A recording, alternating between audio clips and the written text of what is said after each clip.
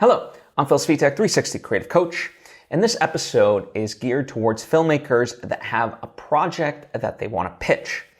Specifically, I want to highlight the various materials that you would want in order to pitch this project.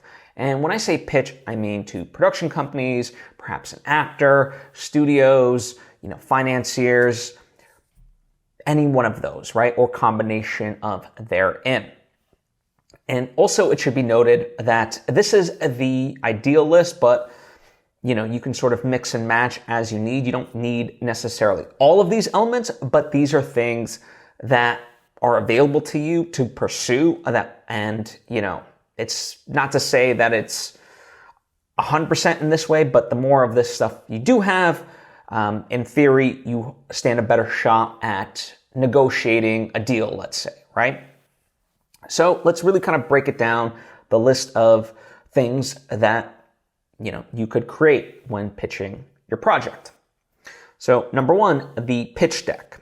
Okay, so what a pitch deck is much like an investor deck when you're starting up a new business. A pitch deck is a broad overview of your project, right? So, it has stuff like the log line, a synopsis, comp films, various visual references, perhaps the characters, the actors, any of the production team that you might have already attached, right? So all those things, right? And you can look up all this stuff kind of online, of what goes in a pitch deck. And of course, it varies. People have different opinions.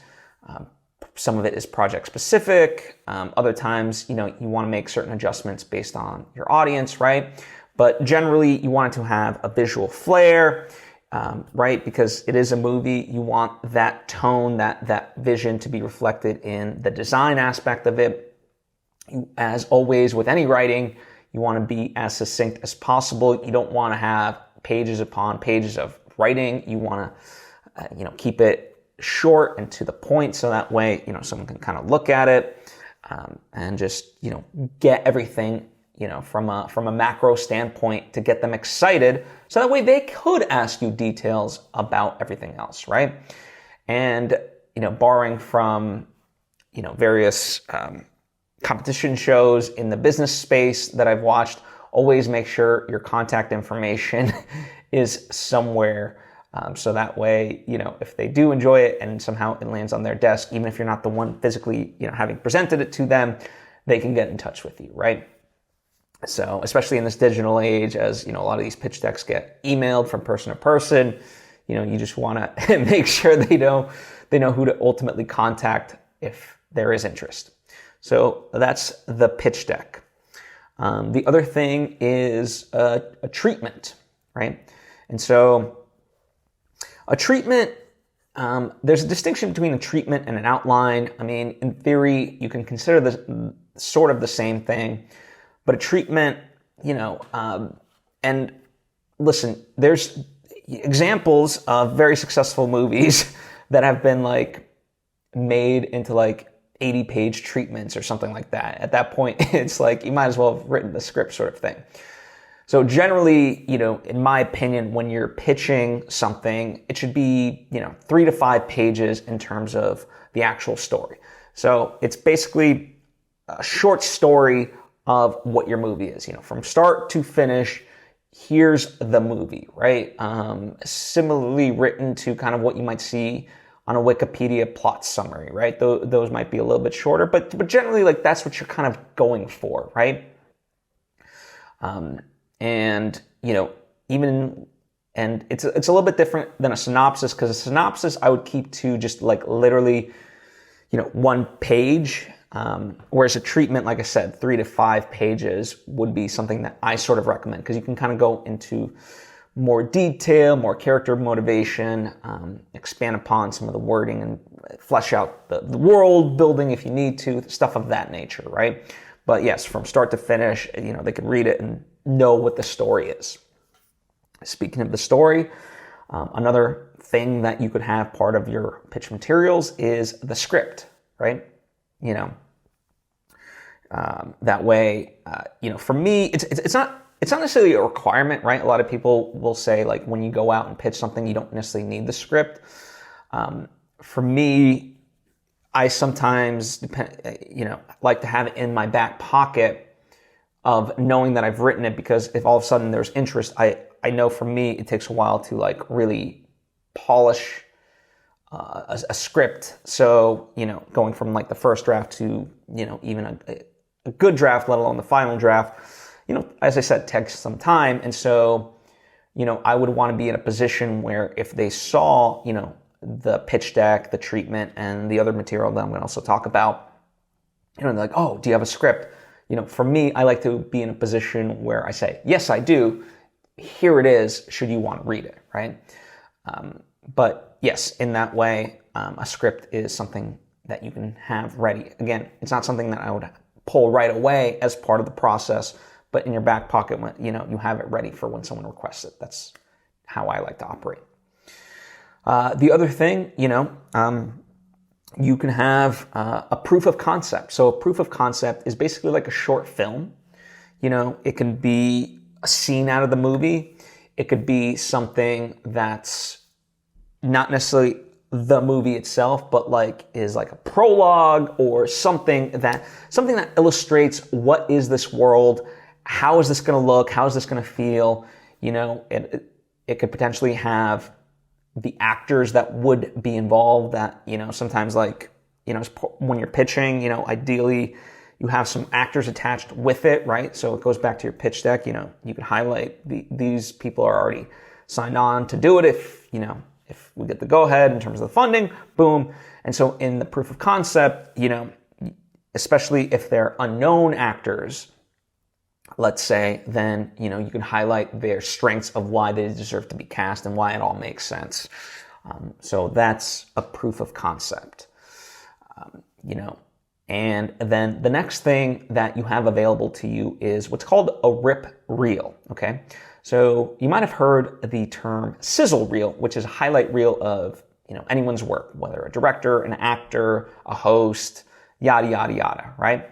But a rip reel, you're essentially making a trailer for your concept using, whether it be stock footage, pre-existing, movies, TV shows, anything that visually and, through audio, music, and voiceover you can grab that illustrates what this is. Now, it might sound a little bit wacky, and it can be sort of difficult because, again, you're using representations of other stuff to try to, make your story.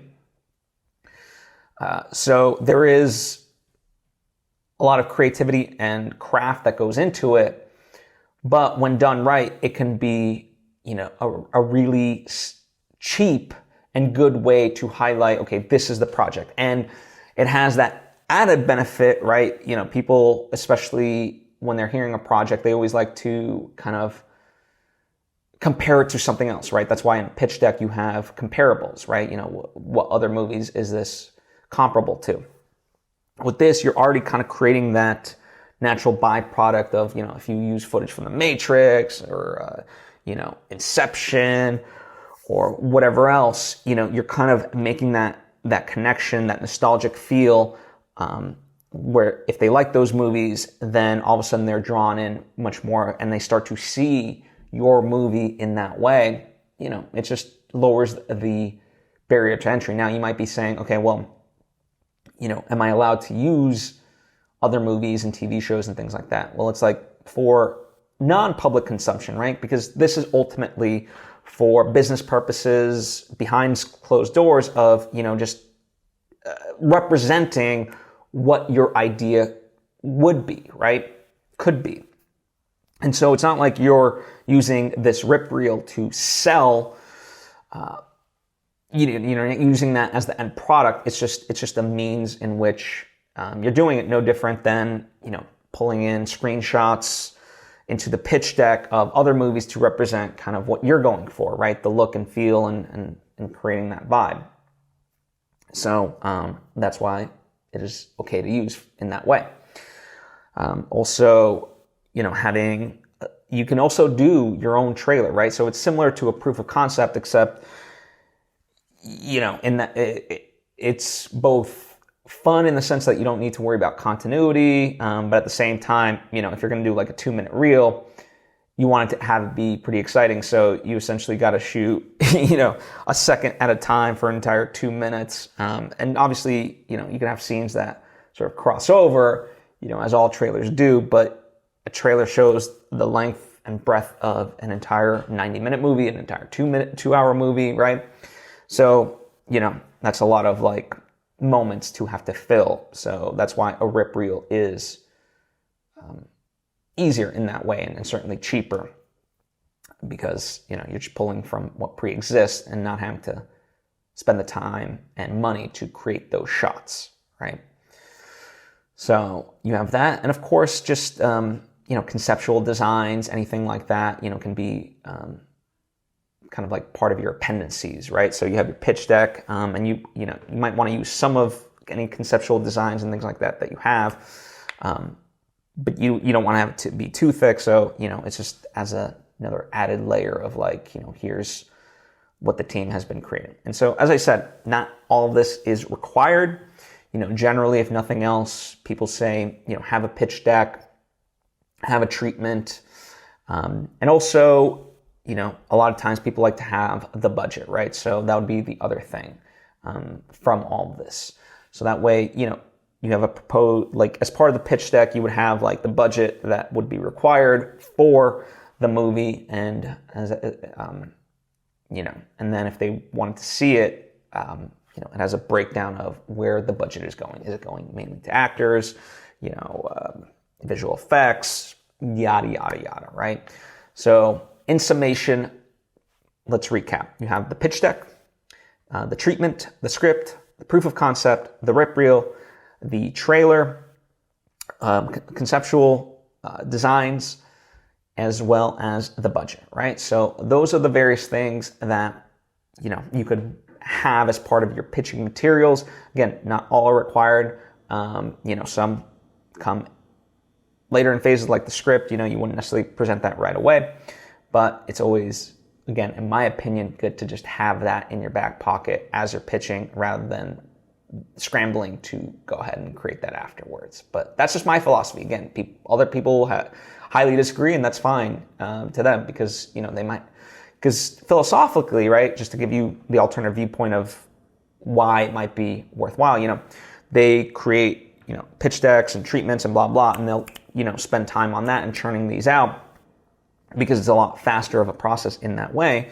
Then they'll go around, pitching the projects, and whatever ones are of interest, then they'll put focus into that versus, the ones that are duds, right? Because as I said, I'm not for me, it takes a longer time, but in general, writing a script is quite time consuming, right? And so putting in that time and effort for something that isn't necessarily going to, sell is a big risk, right? For me, it's a risk that I'm willing to take on, because I at the end of the day, for me, every project that I've worked on thus far in terms of my own stuff has been a passion project, right? No one's like outright funded it to go create it. But I find ways to make it regardless, right? Like in my heart of hearts, it's like, this is what I'm setting out to do, and people can either be on board and help me fund it. And if not, then you know what? I will find a way. But, that's just my approach. But as I said, plenty of people create the pitch decks, write the treatments, and use that, boom, boom, boom, and see what sticks, and then go after that. Nothing wrong with that, just different approaches. But let me know your thoughts and opinions on all of this. Hopefully it has been beneficial. I'm happy to go into detail about any of this stuff. Just go ahead and ask, comment down below, or hit me up on social media. And likewise, share your experiences of the pitch process and any insights, so that way I can also learn it as well as anybody else reading the comments. So thank you so much. I truly do appreciate you, and hope to see you next time.